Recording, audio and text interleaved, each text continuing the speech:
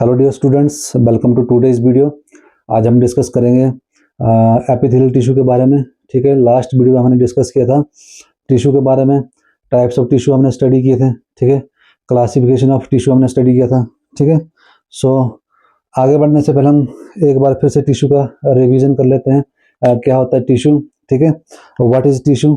Group of cells that are similar in structure and function, that is called tissue. क्या है tissue? Group of cells that similar in structure and function, that is called tissue. ठीक है, एक sales का group है, ठीक है, जिसका स्ट्रक्चर भी सेम रहेगा, जिसका फंक्शन भी सेम रहेगा, उसको बोलेंगे हम दैट इज कॉल्ड टिश्यू। ठीक है, टाइप्स ऑफ टिश्यू हमने स्टडी किए थे। कितने टाइप्स के टिश्यू होते हैं हमारे? 4 टाइप्स के हमारे टिश्यू होते हैं। कौन कौन से थे?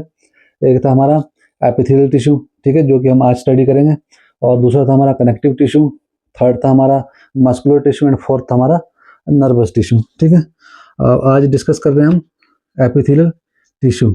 सो क्या है एपिथेलियल टिश्यू? ठीक है, स्किन से स्टार्ट करते हैं। Outer organ of the body है, largest organ of the body है। ठीक है, और कुछ वाइटल ऑर्गन्स है हमारे, विसरल्स ऑर्गन है हमारे बॉडी के। ठीक है, जिनको प्रोटेक्शन देने का काम जो है एपिथेलियल टिश्यू का है। ठीक है, एपिथेलियल टिश्यू के फंक्शन को हमने स्टडी किया था। क्या करता है एपिथेलियल टिश्यू हमारा? कौन कौन से फंक्शन जो है परफॉर्म करेगा? एक प्रोटेक्शन देने का काम करेगा बॉडी को, ठीक है, बॉडी के ऑर्गन्स को। दूसरा था हमारा एब्जॉर्प्शन में हेल्प करवाएगा। ठीक है, तीसरा था हमारा सिक्रेशन में हेल्प करवाएगा, और फोर्थ हमारा फिल्ट्रेशन में हेल्प कराता है, वो था हमारा एपिथेलियल टिश्यू। ठीक है, क्या है एपिथेलियल टिश्यू? वो टिश्यू जो प्रोटेक्शन देगा हमारी बॉडी को, वो टिश्यू जो एब्जॉर्प्शन में हेल्प करवाएगा, वो टिश्यू जो सिक्रीशन में हेल्प करवाएगा, वो टिश्यू जो फिल्ट्रेशन में हेल्प करवाएगा। ठीक है, अब कैसे एपिथेलियल टिश्यू प्रोटेक्शन कैसे देगा हमारी बॉडी को? अब जब मैं एपिथेलियल टिश्यू के बारे में थोड़ा अपनी लैंग्वेज में बताऊंगा आपको कि भाई एपिथेलियल टिश्यू क्या करता है। ठीक है, एपिथेलियल टिश्यू जो है, अगर आप लोग एपिथेलियल टिश्यू के फंक्शन को जान जाएंगे ना, तो आप रोज उठ के उसको 26 तोहफों की सलामी देंगे। ये है एपिथेलियल टिश्यू। ठीक है, क्या लेवल है एपिथेलियल टिश्यू का? बहुत हाई लेवल है। एपिथेलियल टिश्यू तुम्हारी बॉडी में क्या करेगा? चलो नॉर्मल बेसिक से स्टार्ट करते हैं। ठीक है, largest organ of the body हमारी जो है स्किन है। ठीक है, जो बॉडी कवरिंग भी करता है हमारी, और largest organ of the body भी है स्किन हमारा। ठीक है, स्किन में अगर स्किन की प्रोटेक्शन का काम कौन करेगा?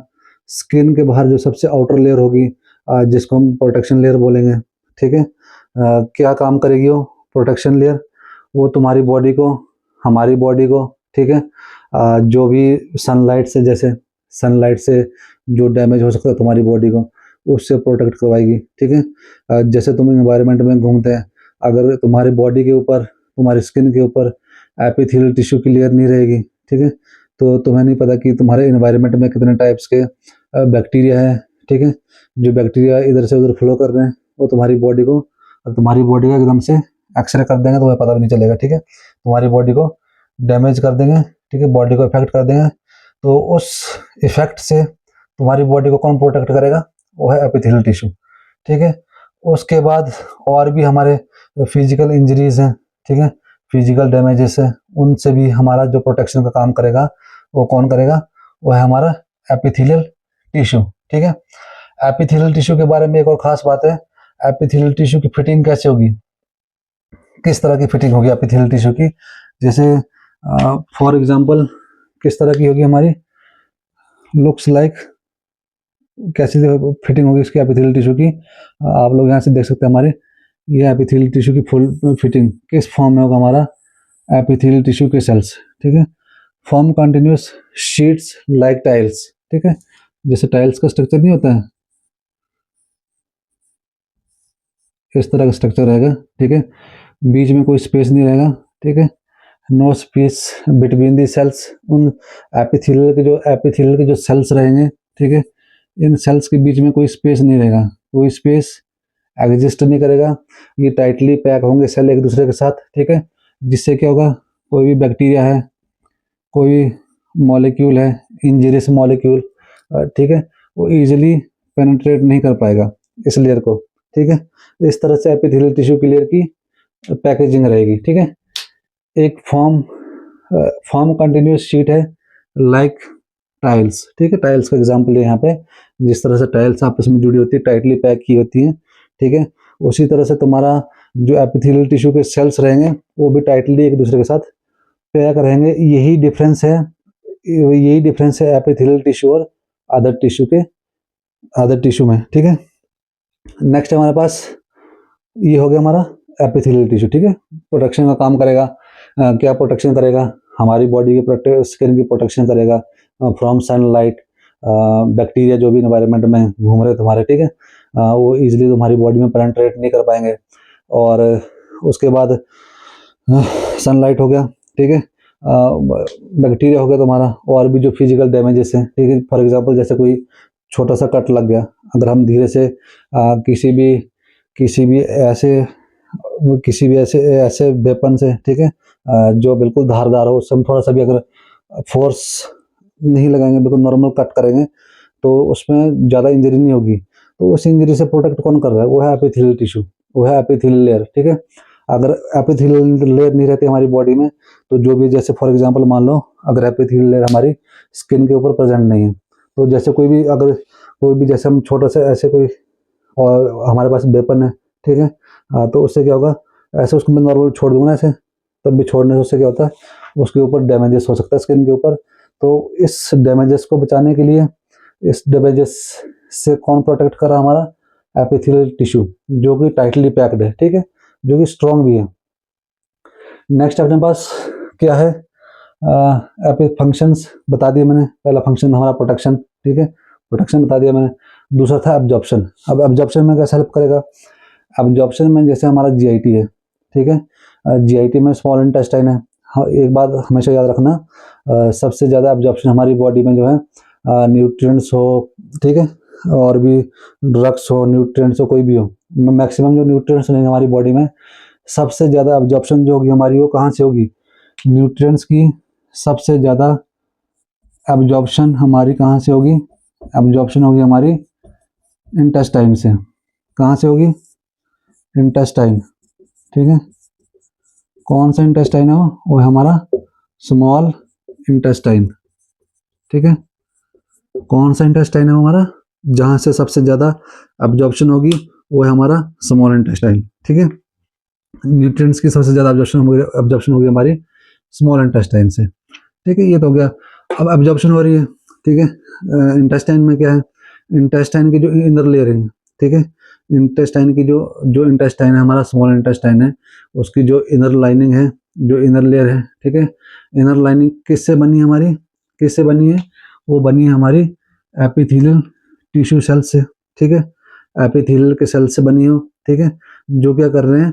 एब्जॉर्प्शन में हेल्प करेंगे। क्यों? वो आगे मैं आपको बताऊंगा। अब आप लोग सोच रहे होंगे कि ये तो टाइटली पैक्ड है, ठीक है, इसके पास तो कोई स्पेस ही नहीं है, ये कैसे एब्जॉर्प्शन में हेल्प कर सकते हैं, ठीक है।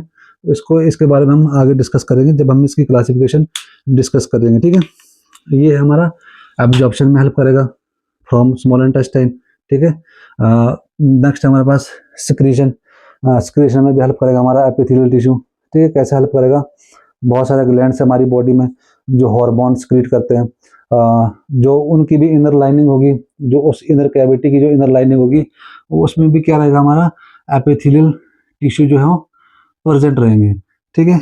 ये कॉन्सेप्ट भी डीप में हम स्टडी करेंगे, कैसे सिक्रीशन करेगा, क्या है उसके पास, ठीक है। फिल्ट्रेशन। नेक्स्ट, फिल्ट्रेशन में कैसे हेल्प करेगा? जो भी हमारी किडनी में, ठीक है, जो भी ट्यूब्यूल्स रहेंगे, ठीक है, ट्यूब्यूल्स के साथ जब हमारा वेसल्स, ब्लड वेसल्स वहाँ पे आएंगी, ठीक है, वहाँ से जब फिल्ट्रेशन होगी, ठीक है, ब्लड से जो वेस्ट है हमारा वो इसमें नेफ्रॉन में आएगा, ठीक है। तो जो ट्यूब्यूल्स है उसमें जो लाइनिंग रहेगी वो किसकी रहेगी? ट्यूब्यूल्स की लाइनिंग में। उसमें किसकी लाइनिंग रहेगी ट्यूब्यूल्स में? उसकी रहेगी हमारी एपिथेलियल टिश्यू की लाइनिंग। वो एपिथेलियल कंक्लूजन ये है कि जो एपिथेलियल टिश्यू है वो फिल्ट्रेशन में भी हेल्प करेगा। कौन सी फिल्ट्रेशन? जो बॉडी से हमारे वेस्ट निकलेंगे, ठीक है, बॉडी से जो भी वेस्ट निकलेंगे बाहर, उसमें हेल्प करेगा हमारा, ठीक है, एपिथेलियल टिश्यू। सो नेक्स्ट अपने पास ये हो गया फंक्शंस, क्या क्या फंक्शंस करते हैं हमारे एपिथेलियल टिश्यू, ठीक है। नेक्स्ट अपने पास करेक्टरिस्टिक्स, ठीक है, कैसा करेक्टर है, किस तरह का दिखता है हमारा एपिथेलियल टिश्यू, ठीक है।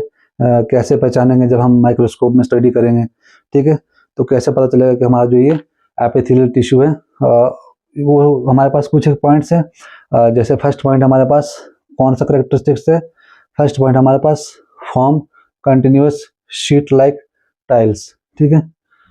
कैसी फॉर्म में होगा एपिथेलियल टिश्यू हमारा, कैसी फॉर्म में होगा, कैसी फॉर्म में होगा, शीट्स लाइक, शीट्स की फॉर्म में होगा, ये जो मैंने आपको बताया ऐसी शीट्स की फॉर्म में होगा, ठीक है।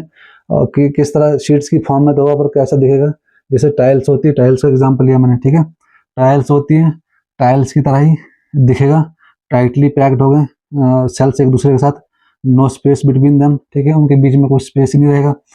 तो कैरेक्टरिस्टिक्स होगी ऐसी, ठीक है। कैसी होगी, जो कैसी फॉर्म में रहेगा हमारा tissue, sheets like tiles, sheets just like tiles, ठीक है। और कैरेक्टरिस्टिक्स में सबसे पहला पॉइंट आएगा हमारा, कौन सा पॉइंट है हमारा, ये पॉइंट है हमारा एपिकल सरफेस, ये है मेन पॉइंट, ठीक है। यही तो एपिकल, इस पॉइंट को याद रखना, एपिकल, ये पॉइंट है ना एपिकल सरफेस, ठीक है। यही तुम्हारा बताएगा कि कैसे एब्जॉर्प्शन में हेल्प की उसने, ठीक है, कैसे उसने तुम्हें सिक्रीशन में हेल्प की, ठीक है, कैसे उसने तुम्हारी फिल्ट्रेशन में हेल्प की, ठीक है। अब वो कैसे होगा उसको थोड़ा सा स्ट्रक्चर के थ्रू समझते हैं यहाँ पे, ठीक है। अब हमारे पास क्या है, एक सेल ले लेता हूँ मैं, एपिथेलियल सेल, ठीक है। Epithelial also known as epithelial, also known as epithelium, ठीक है।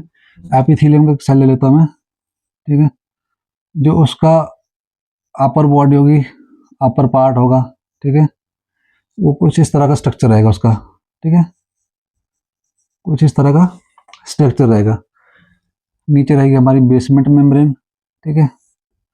देखो एक बात है, एक बात हमेशा याद रखना, एपिथेलियल टिश्यू को जो डिफरेंशिएट कर रहा है अदर टिश्यू से वो क्या है, वो है हमारा एक तो है बेसमेंट मेम्ब्रेन, ठीक है।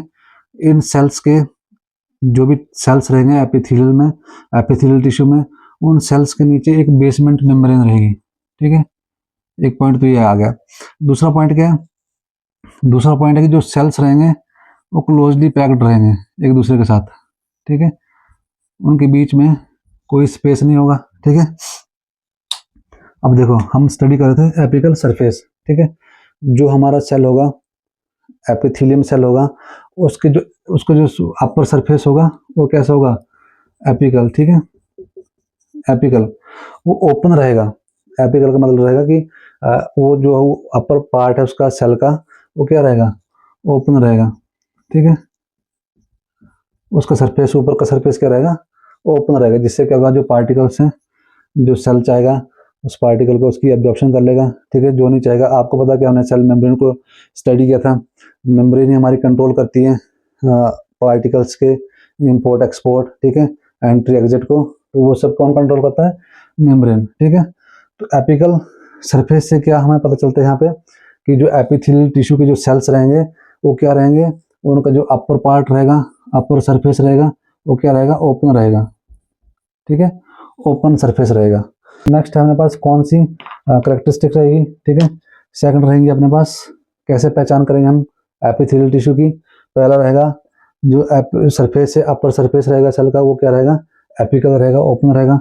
दूसरा क्या रहेगा, बेसमेंट मेम्ब्रेन रहेगी एपिथेलियल टिश्यू के नीचे, बेसमेंट मेम्ब्रेन प्रेजेंट रहेगी, यही डिफरेंशिएट कर रहा है हमारा अदर टिश्यू से एपिथेलियल टिश्यू को, ठीक है। कैसे कर रहे हैं, बेसमेंट मेम्ब्रेन प्रेजेंट रहेगी एपिथेलियल टिश्यू में, ठीक है। नेक्स्ट पॉइंट अपने पास, पॉइंट सी अपने पास, ए वास्कुलरिटी, मेन पॉइंट,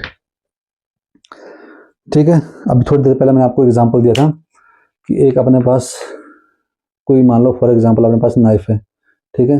अब नाइफ से मैं नॉर्मल यहाँ पे आराम से विदाउट एनी फोर्स, ठीक है, इस तरह से कट लगाने की कोशिश करता हूँ तो कोई कट नहीं लगेगा, अगर लगेगा भी तो कोई ब्लीडिंग नहीं होगी, ठीक है।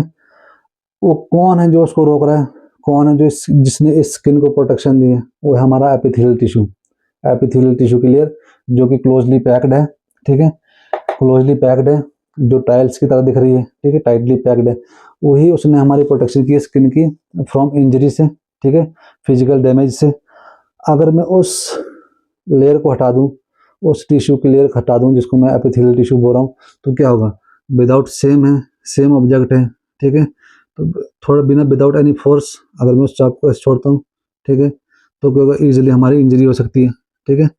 और जब प्रेजेंट रहेगी ना एपिथेलियल टिश्यू की लेयर, तो मैं उस वेपन को अगर ऐसे भी करूँगा, ठीक है, नॉर्मली, तो उसके ऊपर ब्लीडिंग नहीं होगी। क्यों नहीं होगी? क्योंकि वहाँ पे ए वास्कुलैरिटी है। ए वास्कुलैरिटी का रहेगा मतलब क्या होता है? ए वास्कुलैरिटी का मतलब होता है विदाउट ब्लड वेसल्स, ठीक है। ए वास्कुलैरिटी का मतलब क्या होगा? विदाउट ब्लड वेसल्स, ठीक है। धीरे धीरे कॉन्फिडेंस आएगा। विदाउट ए वास्कुलैरिटी का मतलब होगा विदाउट ब्लड वेसल्स, ठीक है, जहाँ ब्लड वेसल्स नहीं होगी, वो नहीं होगी, अगर कोई इंजरी हो भी जाती है तो उससे क्या होगा, ब्लीडिंग नहीं होगी, ठीक है। नेक्स्ट अपने पास रीजनरेट एंड रिपेयर क्विकली, ठीक है। अब फॉर एग्जांपल मैंने काम किया था डायबिटिक वुंड हीलिंग पे, ठीक है। डायबिटिक वुंड हीलिंग में बहुत सारे केसेस होते हैं, जिसमें क्या होता है कि जब डायबिटीज़ के केस में क्या होगा, डायबिटीज़ के केस में क्या होगा, बहुत सारी कॉम्प्लिकेशन होती है, ठीक है। नेफ्रोपैथी होगी, न्यूरोपैथी होगी, वेस्कुलोपैथी होगी, ठीक है, बहुत सारी उसमें कॉम्प्लिकेशंस होती है। तो उसमें जो हमारा एक था फैक्टर, ठीक है, वेस्कुलोपैथी एंड नेफ्रोपैथी एंड बहुत सारे हमारे जो पाथवेज है रिस्पॉन्सिबल है डायबिटीज़ के लिए, ठीक है।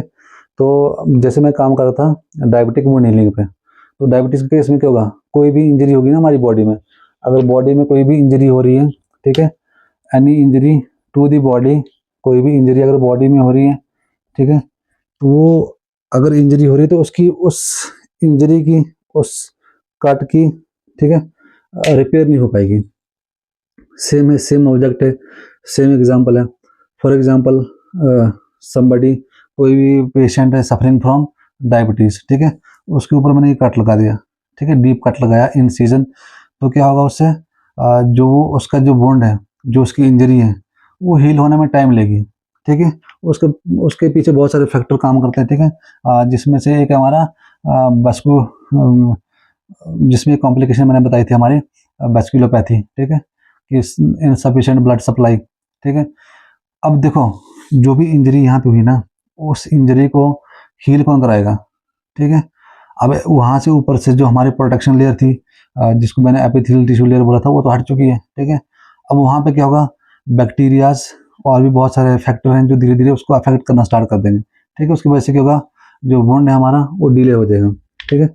और डायबिटीज़ के केस में और वो क्या होगा, क्रॉनिक हो जाएगा।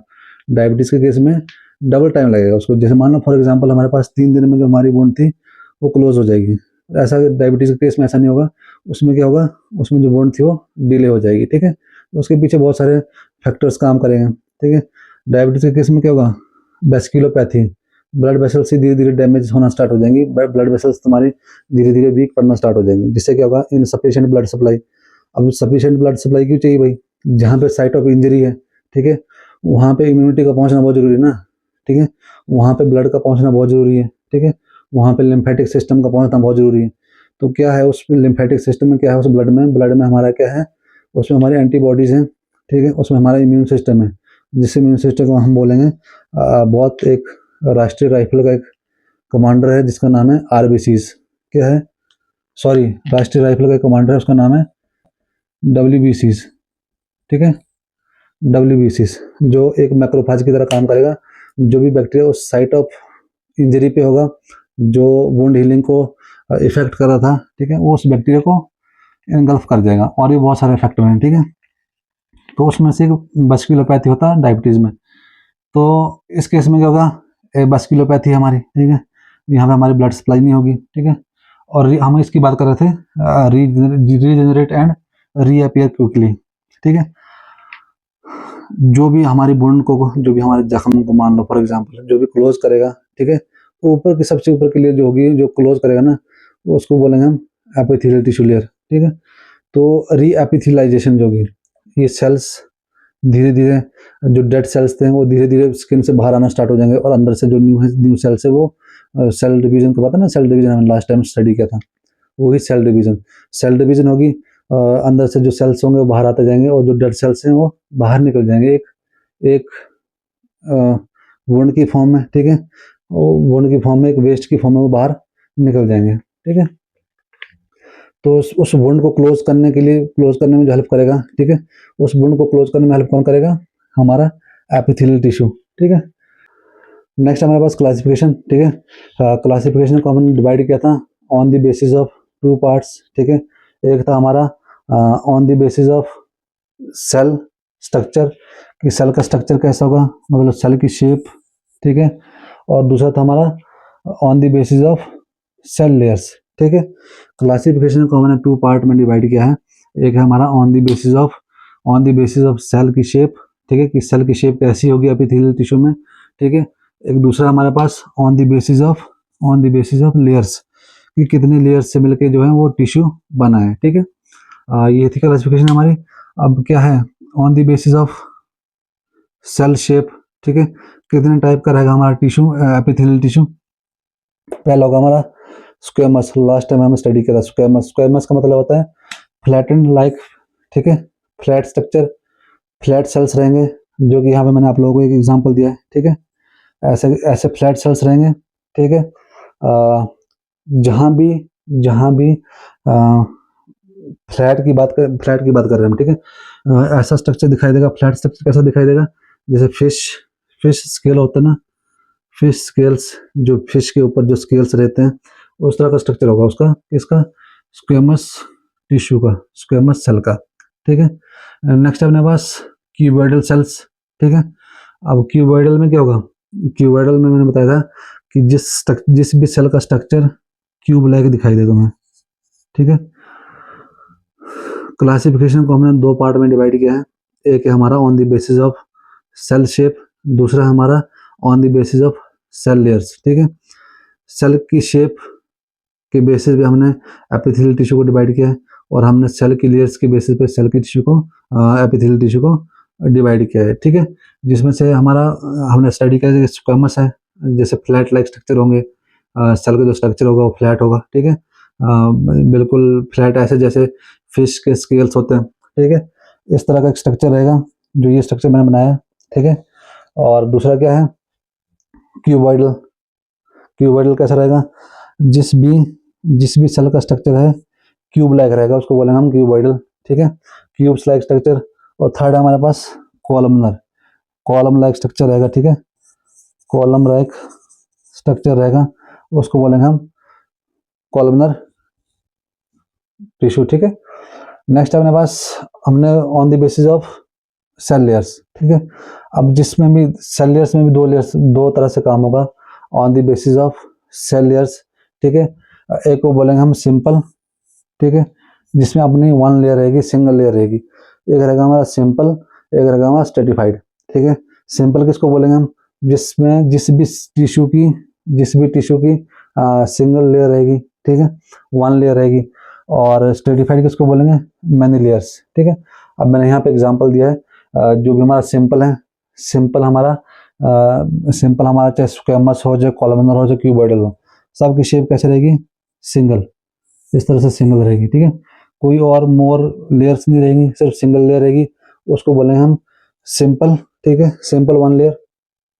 और स्ट्रेटिफाइड टिश्यू किसको बोलेंगे हम, स्ट्रेटिफाइड बोलेंगे, जिसमें बहुत सारी लेयर्स प्रेजेंट रहेंगी। ये हमारा स्ट्रेटिफाइड है, ठीक है, ये हमारा सिंपल है, चाहे वो हमारा क्यूबॉइडल हो, चाहे फिर वो हमारा स्क्वेमस हो, चाहे वो हमारा कॉलमनर हो, ठीक है। अगर सिंपल रहेगा तो वो क्या रहेगा, सिंगल लेयर में रहेगा, 1 लेयर, ठीक है। अगर वो स्ट्रेटिफाइड रहेगा तो कैसा रहेगा, उसमें बहुत सारी लेयर्स रहेंगी ऐसी, ठीक है, उसको बोलेंगे हम स्ट्रेटिफाइड, ठीक है। सो नेक्स्ट अपने पास क्लासिफिकेशन हम स्टडी कर रहे हैं, ठीक है। इसी क्लासिफिकेशन में अपने पास है सिंपल स्क्वेमस की बात करते हैं, ठीक है, जो कि क्या है, सिंगल लेयर फ्लैटेंड सेल, ठीक है। फ्लैट सेल्स की ये हमारे पास सिंपल स्क्वेमस टिश्यू, ठीक है, और सिंपल स्क्वेमस सेल्स, ठीक है। उसमें क्या रहेगा, single layer of flattened cell रहेगी, ठीक है। तो फ्लैटेंड सेल रहेगी, ये एग्जांपल हमारे पास सिंपल स्क्वेमस का, ठीक है। उसके बाद क्या है, फंक्शन क्या रहेगा इसका सिंपल स्क्वेमस का, उसका फंक्शन रहेगा एब्जॉर्प्शन एंड फिल्ट्रेशन। इसका फंक्शन क्या रहेगा, एब्जॉर्प्शन एंड फिल्ट्रेशन में हेल्प करेगा, ठीक है। लोकेशन कहाँ पे पाया जाएगा, तो हमारा सिंगल लेयर फ्लैटेंड सेल्स जिसको हम स्क्वेमस बोलेंगे। स्क्वेमस टिश्यू तुम्हारा कहाँ पे पाया जाएगा, स्क्वेमस सेल टिश्यू तुम्हारा कहाँ पे पाया जाएगा, वो पाया जाएगा हमारा कैपिलरीज में, इनर लेयर ऑफ कैपिलरीज, ठीक है। और कहाँ पाया जाएगा हमारा एल्वियोलाई में, air sacs of the lung that is called alveoli, alveoli में प्रेजेंट रहेगा, ठीक है। नेक्स्ट है अपने पास सिंपल कॉलमनर, ठीक है। कॉलमनर कहाँ प्रेजेंट रहेगा हमारा, सिंपल कॉलमनर, ये हमारा सिंगल लेयर होगा, ठीक है, सिंगल लेयर होगा। ये भी हमारे सिंपल की बात कर रहे हैं तो सिंगल लेयर होगा। फंक्शन क्या करेगा, एब्जॉर्प्शन में हेल्प करेगा, ठीक है, प्रोटेक्शन में हेल्प करेगा और सिक्रेशन में हेल्प करेगा, बहुत सारे ग्लैंड्स में पाया जाएगा, ठीक है। और लोकेशन कहाँ पे होगी, पूरी जीआईटी में, एंटायर जीआईटी में आपके ये टिश्यू हमारा प्रेजेंट रहेगा, ठीक है।